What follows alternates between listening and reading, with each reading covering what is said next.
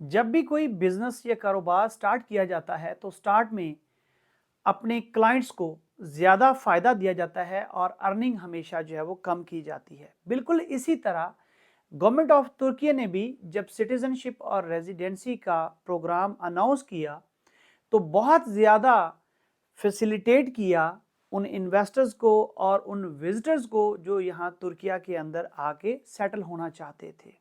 लेकिन वक्त गुजरने के साथ साथ गवर्नमेंट ऑफ टर्की ने अपनी पॉलिसीज को रिव्यू किया और रिवाइज करते चले गए। पिछले 2 साल के अंदर इन पॉलिसीज के अंदर इतना ज्यादा चेंज आया कि यहां पर आने वाले दोस्त परेशान हो गए और उनका परेशान होना बिल्कुल बजा है, क्योंकि आए रोज नित नई पॉलिसीज गवर्नमेंट इंट्रोड्यूस करवाती रहती है। इसी वजह से मैं आप दोस्तों से ये रिक्वेस्ट करता हूं कि आप चैनल को सब्सक्राइब कर लीजिए ताकि आपको लेटेस्ट इंफॉर्मेशन मिलती रहे। और अगर आपने इस वीडियो को एंड तक देखा और आपको पसंद आई तो इसे लाइक भी कर दीजिएगा, बेल आइकॉन को भी प्रेस कर दीजिएगा और अपने दोस्तों के साथ शेयर भी कीजिएगा ताकि जो नॉलेज और इल्म आपको मिल रहा है इस वीडियो से वो दूसरों का भी फायदा हो सके। आज की इस वीडियो के अंदर हम बात करने जा रहे हैं टीआरसी की नई पॉलिसी के बारे में। सबसे पहले आपको बताता चलूं कि गवर्नमेंट की सबसे पहली कंडीशन ये है कि जो 1369 नेबरहुड्स हैं वो क्लोज हैं रेजिडेंसी के लिए। अगर आप यहां पे प्रॉपर्टी बाय कर भी लेते हैं तो आपको यहां पर रेजिडेंसी नहीं मिलेगी। तो सबसे पहले आपको देखना है कि वो एरिया ब्लॉक नहीं होना चाहिए। दूसरी कंडीशन जो लेटेस्ट गवर्नमेंट ने रखी वो ये है कि आपको अपने टाइटल डीड के ऊपर एटलीस्ट $2 लाख या उससे अबव की वैल्यू लाजमी लिखवाना है। अब इसके लिए बहुत टेक्निकल चीज है जिसको आपको बड़े ख्याल से और बड़े एहतियात के साथ चूज करना है, क्योंकि अगर आपके टाइटल डीड के ऊपर $2 लाख नहीं लिखा होगा तो आपको रेजिडेंसी कार्ड नहीं मिलेगी। अब ये कैसे पॉसिबल है? क्या आपको $2 लाख की ही प्रॉपर्टी बाय करना पड़ेगी? तो ऐसा नहीं है। आप कोई भी प्रॉपर्टी बाय कर लीजिए, उसकी वैल्यू चाहे $60,000 है, चाहे $1 लाख है, चाहे $150,000 है, लेकिन आप उसके ऊपर जो है वो $200,000 अगर लिख सकते हैं तो आपकी वो प्रॉपर्टी जो है वो सूटेबल होगी रेजिडेंसी कार्ड के लिए, क्योंकि गवर्नमेंट इस चीज को बॉदर नहीं कर रही कि उस प्रॉपर्टी की एक्सपर्ट रिपोर्ट कितनी है।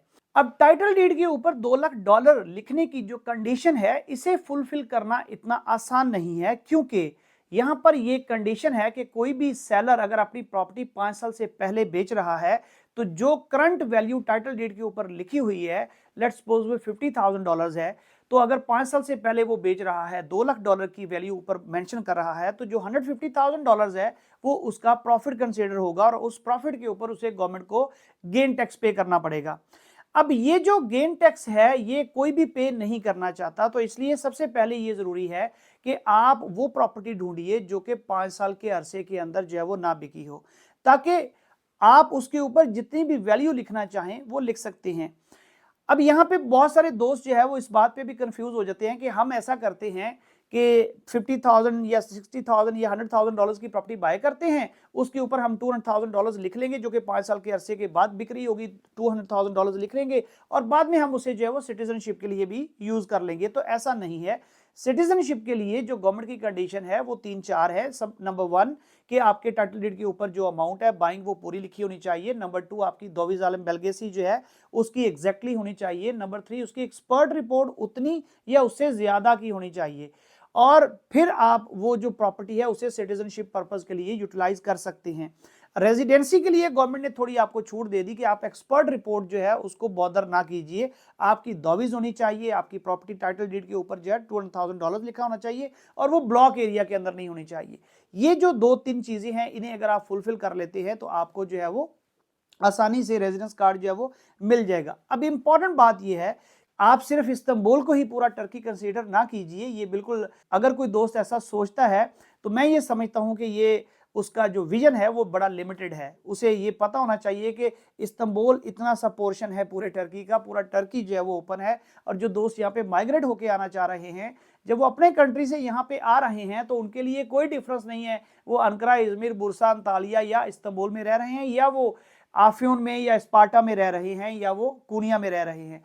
तो आप ये देखिए कि कहां पे आपको ये प्रॉपर्टी जो है वो मिल सकती है जो $50, $60, $70,000 की हो, जो कि 2+1 3+1 अपार्टमेंट हो, आपकी फैमिली को रहने में आसानी रहे, जो कि 5 साल के अरसे के बाद बिक रही हो, ताकि सारी कंडीशन जो है वो आप फुलफिल कर ले और वहां पे आप अपना जो रेजिडेंस कार्ड है वो ले ले।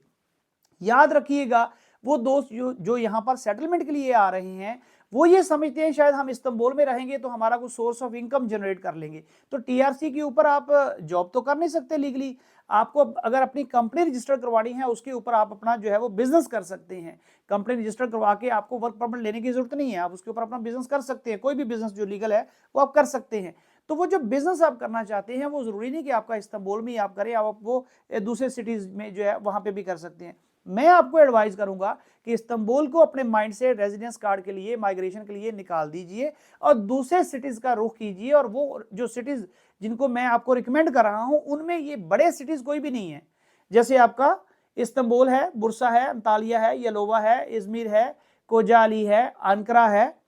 ये जो बड़े शहर है, क्योंकि यहाँ पे ऑलरेडी फॉरेनर्स हैं, तो यहाँ पे प्रॉपर्टी की प्राइसेस भी आपको ज्यादा मिलेंगी, इन्फ्लेटेड मिलेंगी।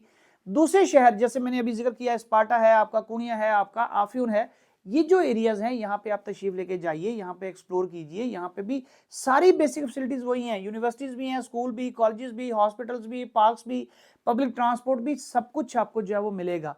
और आपको फिक्र की जो है वो जरूरत नहीं है। अपना विजन थोड़ा ब्रॉड कीजिए। और वो दोस्त जो ये कह रहे होते हैं जी आपके लिए सिर्फ जो है वो इस्तांबुल ही पूरा टर्की है, तो मैं ये समझता हूँ वो इसलिए कह रहे होते हैं क्योंकि उनकी अपनी जो अप्रोच है वो सिर्फ और सिर्फ जो है वो इस्तांबुल की हद तक है।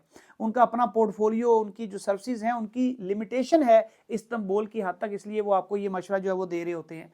जबकि मैं ये समझता हूं कि वो पूरे इस्तांबुल के अंदर भी आपको सर्व नहीं कर सकते। एक मखसूस एरिया जो है उसमें ही वो बैठे हैं, उसी में वो काम कर रहे हैं, उससे कभी वो बाहर ना निकले हैं और ना उन्हें पता है। तो ये बिल्कुल ऐसे ही है कि जैसे कुएं का मेंढक जो है वो सोचता है कि पूरा जो कुआं है यही मेरी पूरी दुनिया है, यही पूरी यूनिवर्स है। जब वो बाहर कोई निकलेगा उस कुएं से, उस अपने खौल से, उस अपने कंफर्ट जोन से, तो फिर उसे पता चलेगा कि यार दुनिया बहुत बड़ी है। और ये जो हमारा टर्की है ये भी माशाल्लाह बहुत बड़ा है और इसमें बेशुमार ऐसे सिटीज़ हैं और बेशुमार अपॉर्चुनिटीज़ हैं। और ये आफ्यून के बारे में मैं आपको बताता चलूँ, गवर्नमेंट इसके ऊपर बहुत ज़्यादा जो है फोकस कर रही है। ये एक हिस्टोरिकल सिटी है, यहाँ पे आपको टूरिज्म रिलेटेड जितने भी बिजनेस हैं वो आप यहाँ पे कर सकते हैं। प्रॉपर्टी की प्राइसेस बड़ी रीजनेबल है, अच्छे अपार्टमेंट्स आपको जो है वो मिल रहे हैं और जो बेसिक फैसिलिटीज ऑफ लाइफ होती हैं वो आपको सारी यहाँ पे दस्तयाब हैं। तो मैं उम्मीद करता हूँ ये वीडियो आपको जो है पसंद आई होगी। अगर आई है तो काइंडली जो है वो सब्सक्राइब कीजिएगा, लाइक कीजिएगा, शेयर कीजिएगा। और सबसे इंपॉर्टेंट चीज़ ये है कि अपनी राय ज़रूर दिया करें कमेंट बॉक्स में, या फिर आप मुझे व्हाट्सएप पे भी जो है वो कांटेक्ट कर सकते हैं। अपना बहुत सारा ख्याल रखिएगा, मुझे दुआ में याद रखिएगा। अल्लाह हाफिज़।